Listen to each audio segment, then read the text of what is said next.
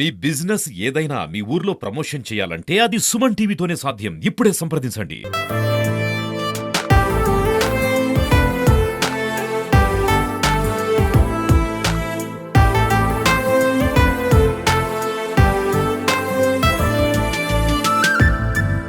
Welcome to Suman TV. నేను మీ సుప్రసాద్. ప్రస్తుతం ఆధునికత చెందిన నగరాలు అయితే మాత్రం మనం ఓన్లీ స్లాబ్ ఇళ్ళని చూస్తూ ఉంటాము. ఎంతో సుందరంగా అయితే మాత్రం లక్షలు ఖర్చు పెట్టి అయితే మాత్రం ఆ ఇల్లు నిర్మించుకుంటూ ఉంటారు. వాటిలో ఏసీలు వంటి సకల సౌకర్యాలు నిర్మించుకుంటారు. అయితే గిరిజన ప్రాంతంలో నేటికి కూడా ఏజెన్సీ ప్రాంతంలో అయితే మాత్రం ఈ దబ్బగడ్డితో నేసిన ఇళ్లలో మాత్రమే గిరిజనులు జీవనం సాగిస్తున్నారు. ఎంతో ఆరోగ్యంగా ఉంటున్నారు. వాస్తవానికి ఏసీ గదుల్లో మగ్గిపోతూ అనారోగ్యాలకు గురవుతున్న ఈ తరుణంలో ఇక్కడ గిరిజనులు మాత్రం ఇదొక దబ్బగడ్డి ఆయుర్వేద గుణాలు కలిగిన దబ్బగడ్డిలలో ఉంటూ వారి ఆరోగ్యాన్ని అయితే కాపాడుకుంటున్నారు. ఎప్పుడు కూడా ఆనందంగా ఉంటున్నారు. ఇటు ఎండాకాలం కానీ, వర్షాకాలం కానీ, లేదా చలికాలం కానీ ఏ కాలంలో కూడా ఎటువంటి ఇబ్బంది లేకుండా ఉండే ఆ ఇళ్లలో అయితే వీళ్ళు జీవనం సాగిస్తుంటారు. వేసవి కాలంలో ఈ ఇంట్లో మాత్రం ఉంటే నిజంగా ఒక 2 ఏసీలను పెట్టుకొని ఉన్నా సరే ఆ టెంపరేచర్ చాలా చల్లగా ఉండే ఆ పరిస్థితి ఉంది. అందమైన అడవిలో ఒక అద్భుతమైన ఇల్లుగానే చెప్పుకోవచ్చు ఇది. చూడడానికి మనం చూస్తున్నాం కదా, ఇది దబ్బగడ్డి. సుమారుగా ఇక్కడ ఈ ప్రాంతంలో ఉన్న గిరిజనులు ప్రస్తుతం మనం అల్లూరు సీతారామరాజు జిల్లా రాజవొమ్మింగి మండలం బడదనాపల్లి పంచాయతీ రాజుపేట అనే గ్రామంలో అయితే ఉన్నాం. ఈ రాజుపేట రాజవొమ్మింగి మండల కేంద్రానికి 8 కిలోమీటర్ల దూరంలో అయితే ఉంది. ఇక్కడ సుమారుగా 45 కుటుంబాలకు చెందిన గిరిజనులు అయితే ఆ జీవనాన్ని కొనసాగిస్తూ ఉంటారు. ఈ ప్రాంతంలో ఉన్న ప్రతి ఒక్కరు కూడా ఇటువంటి దబ్బగడ్డితో చేసిన ఇళ్ల నిర్మాణాన్ని వాళ్ళైతే ఇల్లు నిర్మించుకుంటూ ఉంటారు.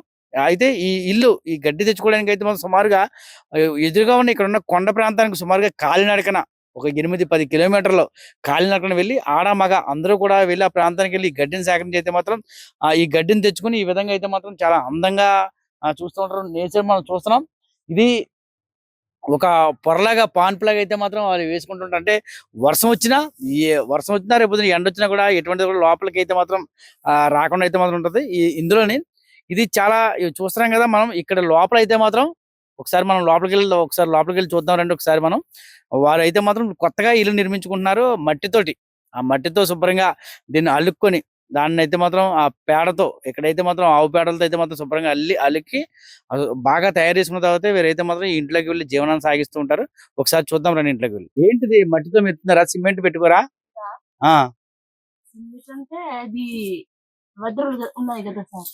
ఎదురు మొత్తం అంతా ఎదురుతాడు కాయ అంతా కూడా వెదురులు గుచ్చి దాని మీద అలాగా మట్టితో మెత్తారా?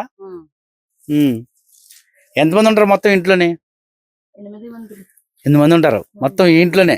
ఓకే, ఇది ఏ గది? ఈ గది ఏంటిది?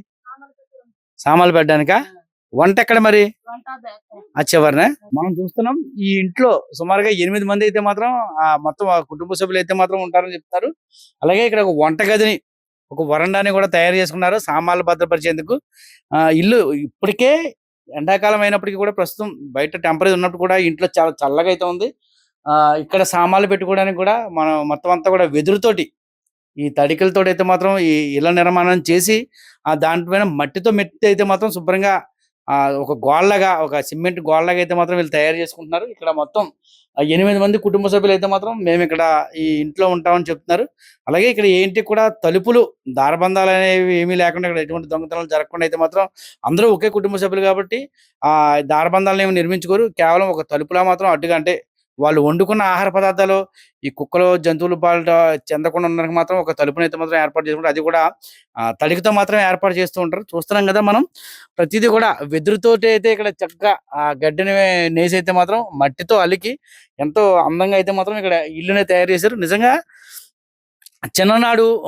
చిన్ననాటి తరంలో మన పూర్వీకులు అయితే మాత్రం ఇటువంటి ఇళ్లలోనే వారు జీవనాన్ని సాగించేవారు. అంటే ప్రధానంగా ఇటువంటి ఇంట్లో ఉండడం వల్ల ఎటువంటి అనారోగ్య సమస్యలు రాకుండా ఉంటాయి. అలాగే కాలికి మట్టి తగలడం వల్ల కూడా ఆ అనారోగ్య సమస్యలు దరిచేరవని ఇక్కడ గిరిజనులు ప్రగాఢంగా నమ్ముతూ ఉంటారు. ఎందుకంటే ఎక్కువగా చెప్పులను అయితే మాత్రం వేసుకోరు. చెప్పులు లేకుండానే ఎంత దూరమైనా సరే అటవీ ప్రాంతంలోనే నడుచుకుంటూ వెళ్ళి వారికి కావాల్సిన అటవీ ఉత్పత్తులను తెచ్చుకొని అయితే మాత్రం ఇక్కడ జీవనం కొనసాగిస్తూ ఉంటారు. కొండపూడి వ్యవసాయం చేసుకుంటూ జీవనం సాగిస్తున్న వీరైతే ఎక్కువగా రాగులు జావ కాసుకుని అయితే మాత్రం వీరైతే దాన్నే ఆహారంగా స్వీకరిస్తూ ఉంటారు. సూర్యోదయం, సూర్యాస్తమయం, సూర్యోదయాన్ని తర్వాత వీరు భోజనాన్ని తీసుకోవడం, రాగి జావ తీసుకొని, అలాగే సూర్యాస్తమం లోపు అయితే మాత్రం వీరు మొత్తం ఆ రాగి జావ ఏదైతే కొద్దిగా అన్నం ఉంటుందో ఆ అన్నాన్ని అయితే రాగి జావలో వేసుకుని అయితే వండు తింటూ ఉంటారు. ఇక్కడ చూస్తున్నాం, ఇక్కడ అయితే మాత్రం ఆ వంట చేసిన సామాన్లను పెట్టుకునే ఒక మిద్దెలా తయారు చేశారు.